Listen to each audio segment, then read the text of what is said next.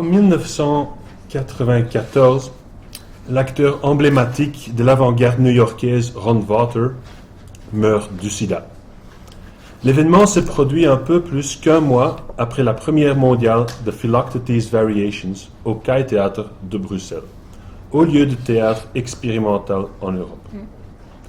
C'était son premier projet théâtral fait indépendamment du célèbre collectif The Wooster Group, qu'il avait jadis révélé au public comme un performeur techniquement doué et aussi doté d'une rare sensibilité. Souvent décrit comme New York's most famous unknown actor, Water considérait cette production comme rien de moins que son testament. Sous la direction du metteur en scène néerlandais Jan Ritsema, Philoctetes Variations regroupe 3 adaptations de la dernière pièce de Sophocle.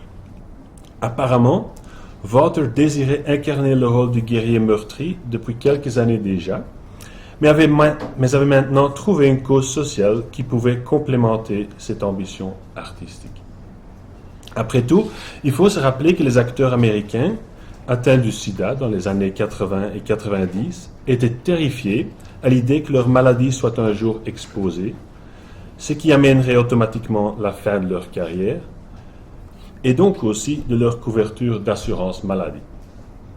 Mais cette production allait bien plus loin que de souligner la tension entre le thème narratif central de la souffrance du corps malade et sa réalité physique incarnée sur scène. Philoctetes Variations était un projet résolument international qui regroupait une version de Gide dans son français original, une version de Heine Müller en allemand, ainsi qu'une version en anglais, celle-ci commandée spécialement pour ce projet par Roland Water lui-même, chez son collègue et ami, le metteur en scène expérimental new-yorkais John Jessuren. Water, sans surprise, dans toutes ses versions, incarnait le rôle du général grec, tandis que 2 figures de proue de l'avant-garde belge, Viviane de Munk et Dirk Roofdhoft, alternaient les autres rôles. Maintenant, je vais lire très lentement, c'est assez compliqué. Produite en ordre chronologique inversé, la version de Jessuren, basée explicitement sur les versions de Gide et de Müller, passait en premier. Puis venait l'adaptation de Gide par Müller, avant que la version gidienne serve comme climax des plus provocateurs. Mais au lieu de présenter une simple allégorie sur les ravages du sida, la production essaie avant tout de véhiculer une réalité plus viscérale des implications existentielles de cette maladie. L'apparence physique de Water allait naturellement en ce sens. Son visage et son corps étaient recouverts d'une éruption de Kaposi causée par sa séropositivité. Et sa décrépitude sur scène était bel et bien authentique, comme ses récurrents trous de mémoire pouvaient aussi en témoigner. Cela dit, la conceptualisation de Philoctetes Variations était encore bien plus ambitieuse sur le plan artistique que le fait d'atteindre une forme morbide de réalisme théâtral. Dans la tragédie de Sophocle, le général grec Philoctète, en route vers les champs de bataille de Troie, est mordu par une vipère sur l'île de Chrysée. Comme sa blessure commençait à suppurer et à dégager une odeur épouvantable, il est abandonné par Odyssée, le commandant en chef de son armée, littéralement laissé à pourrir seul sur l'île de Lemnos. Mais 10 ans plus tard, le héros meurtri de Sophocle est reconnu par le prince emprisonné Hélénus. Hélénus, qui a aussi des dons de voyance, l'identifie comme la seule personne capable de mettre fin à la guerre de Troie grâce à l'arc d'or magique d'Héraclès que Philoctète détient du demi-dieu en personne. Dans sa version classique, Philoctète est donc absolument un personnage liminaire, simultanément mort et vivant, extrêmement vulnérable, mais invincible. La version de Gide, datée de 1898, ajoute un sens de lucidité morale supérieure à la liminalité existentielle du personnage. En 1968, le dramaturge est-allemand Heine Müller préférait plutôt souligner la dimension sociale de Philoctète. Chez John Jessuren, par contre, la maladie monopolise toute l'attention. Philoctète y a déjà été vaincu par la mort et il réincarne le processus de son décès. Même si, comme je l'ai souligné plus tôt, dans la mise en scène bruxelloise, cette version passait en premier. Descendant éminent de la scène expérimentale off-Broadway, Jessuren a identifié à l'époque le théâtre comme le plus malléable des médias, le laboratoire idéal pour ces environnements intermédiaux par lesquels il génère des tensions troublantes, des, je cite, sophisticated and sometimes brutal techniques with which we present and filter information in our ordinary contemporary reality. La pratique artistique de Jessuren est ainsi principalement portée sur la révélation des processus qui mènent à notre interprétation. Dans son Philoctète, cette esthétique se traduit par une narration post-apocalyptique en 12 scènes. Celle-ci raconte la trahison du guerrier par Odyssée et son abandon sur l'île de Lemnos. Le héros déchu y vit dans un hôtel délabré et fait continuellement tremper sa jambe en putréfaction dans d'impressionnantes quantités de margarita, portant l'attention du spectateur sur la performativité d'un corps malade. Et mettant ainsi en scène, par la figure de la répétition, le fait très longtemps, le processus de décrépitude. Après tout, en tant que métaphore conceptuelle, plutôt qu'un symbole mélodramatique, le corps du performeur sur cette scène théâtrale ressemble plus à une analogie dans sa connotation simultanée d'inclusion et d'exclusion, produit fini et processus signifiant. En mélangeant fait et fiction dans une nouvelle construction partiellement concordante, le corps performatif, tout comme l'analogie, stimule notre imagination pour tenter de lier le familier à l'inconnu. En effet, de manière analogique, le performeur théâtral agit comme vaisseau communicationnel qui alimente la médiation entre la convention, le contexte et l'invention. La performance devient ainsi une véritable métaphore pour le processus analogique même, en mettant en scène une double conscience du produit artistique et du processus signifiant, ce qui stimule également la pensée analogique. On peut alors dire que le lien heuristique entre l'analogie et l'ontologie du corps théâtralisé ramène ce raisonnement à leurs origines partagées dans le processus cognitif de la perception et présente donc ces deux principes comme intrinsèquement liés à la médiation.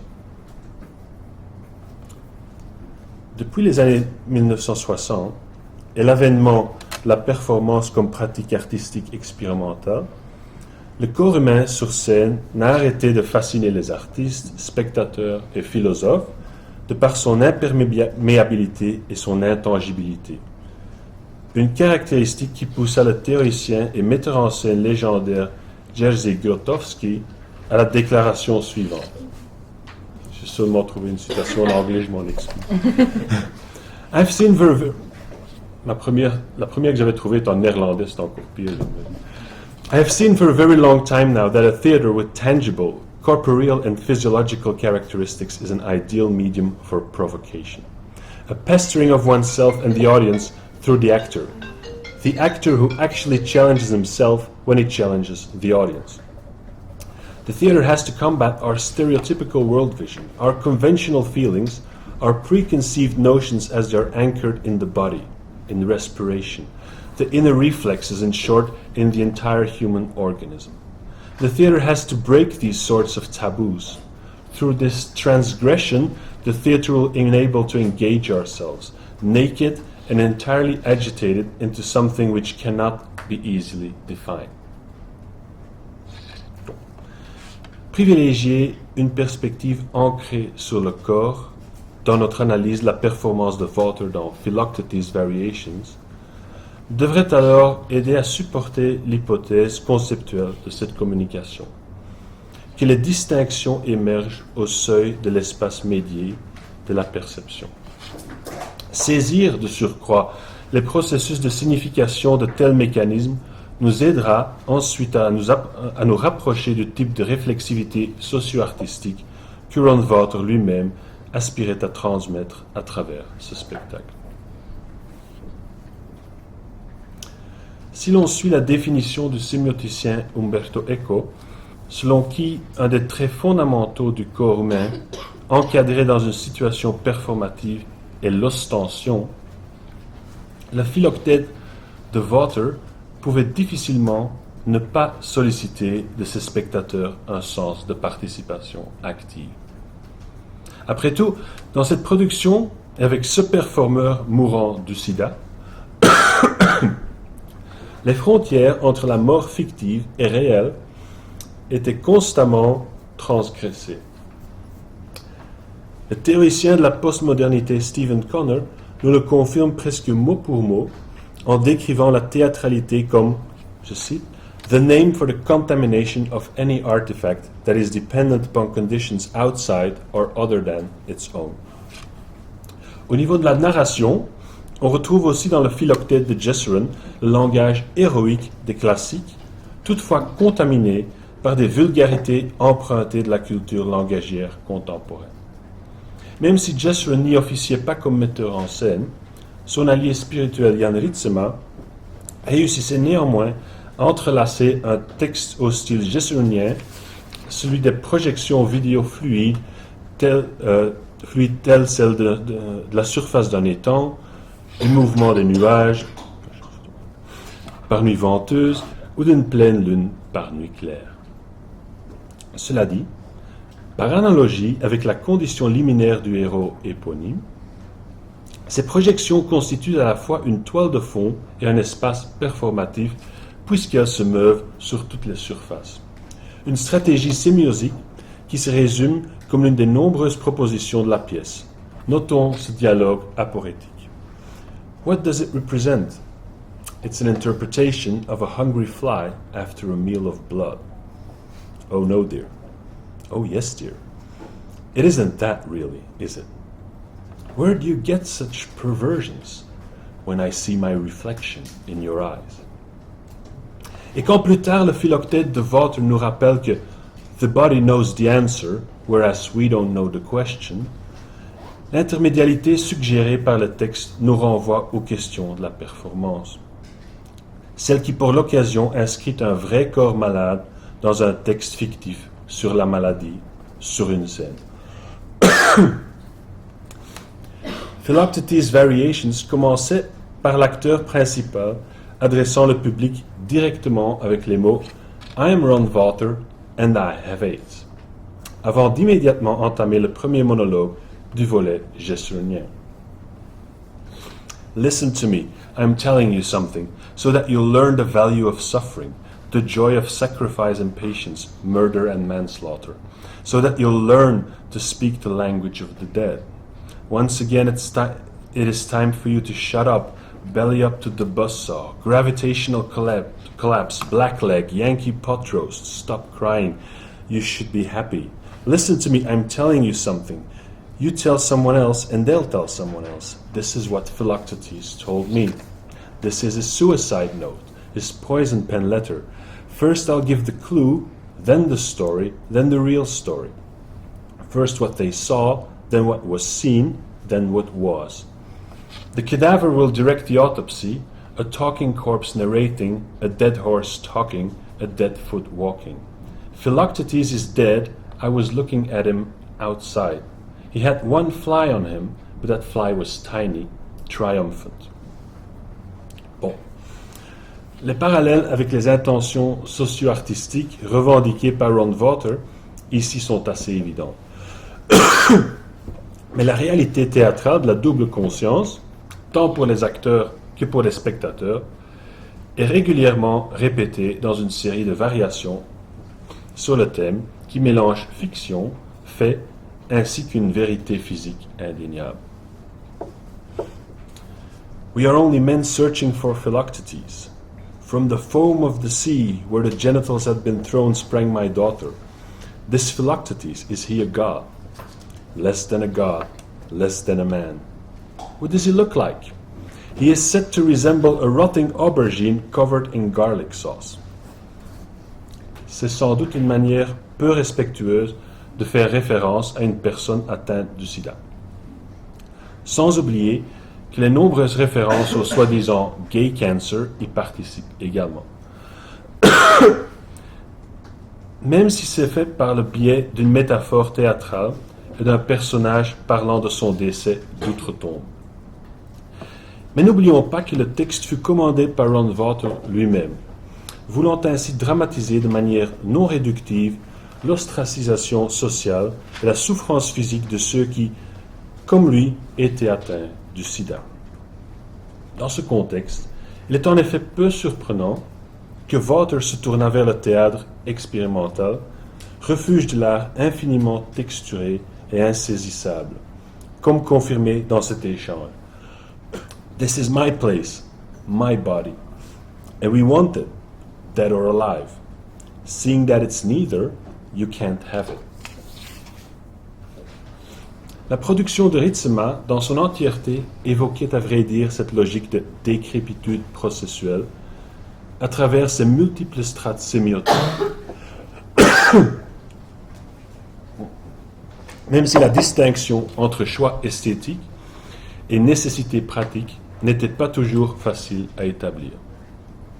La scène était divisée en 4 tableaux, tandis qu'au-dessus de la scène, on retrouvait le célèbre innovateur de jazz Henry Threadgill improvisant sur un gamelan javanais, un drôle d'instrument. Dans le tableau du milieu, celui de Jessuren, il y avait une baignoire inclinée dans laquelle étaient intégrés 3 moniteurs vidéo, alors que dans celui de gauche, pour Müller, une roche et une chaise roulante servaient à supporter un philoctète s'élevant d'une citerne remplie d'eau teintée de sang. Et finalement, dans celui de droite, pour Gide, une, je cite les didascalies, ironic campy dining room replete with fake flowers and an open satin-covered coffin. Les acteurs, à leur tour, jouaient avec des micros très ostensiblement collés sur le visage, comme si les bandages servaient à couvrir des blessures ouvertes.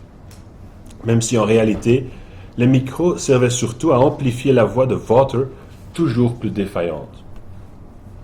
La production utilisait également un téléprompteur pour les mêmes raisons, la présence duquel devenait toujours plus palpable au fur et à mesure que la performance progressait.